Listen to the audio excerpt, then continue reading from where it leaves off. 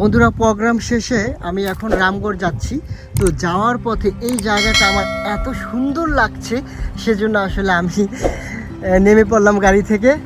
তো নেমে এই জায়গাটার দৃশ্য আপনাদেরকে দেখানোর জন্যই বেসিক্যালি আমি নেমেছি। কারণ দেখুন আপনারা এই জায়গায় দেখেন, এই যে আমি এই ঝুপ দিয়ে যাব, এই ঝুপ দিয়ে এই যে যাচ্ছি দেখুন, এটা কিন্তু অনেক গহীন।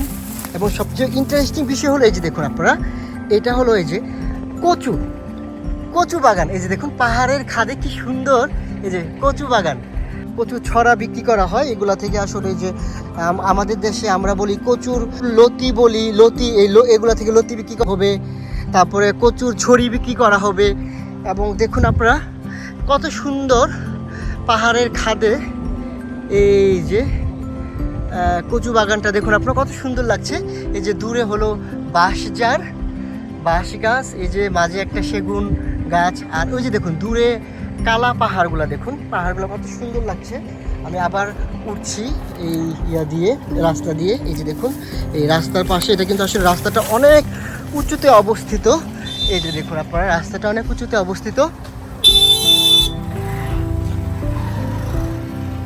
এই যে আপনারা যে কত সুন্দর, এই যে দূরের পাহাড়টা দেখুন কত সুন্দর লাগছে। এই যে পাহাড়টা, এই যে রাস্তার পাশে একটা বাড়ি আছে। আপনার তো সবাই পরিচিত, দি আপনার এইটাও পরিচিত, আপনার এই বাড়িও পরিচিত না স্যার, এমনি দেখলাম আর কিছু। ও এই বাসা, আচ্ছা দেখেন এই যে এই বাসাটাও কত সুন্দর, রাস্তার পাশে এই খোলামেলা একটা বাসা। তারপরে হলো এই যে জবা ফুলের গাছ আছে, এই যে জবা ফুল লাল সাদা, অনেক সুন্দর।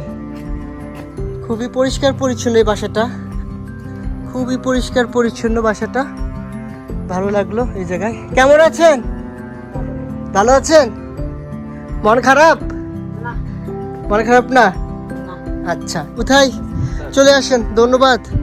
আপনি তো যে জায়গায় যাই সেই জায়গায় আপনি পরিচিত হতে পারেন সবার সাথে, আপনার নিজ গোত্রীয় মানুষ। এইটা এত সুন্দর লাগে এই জায়গাটা, অসাধারণ সুন্দর এই জায়গাটা।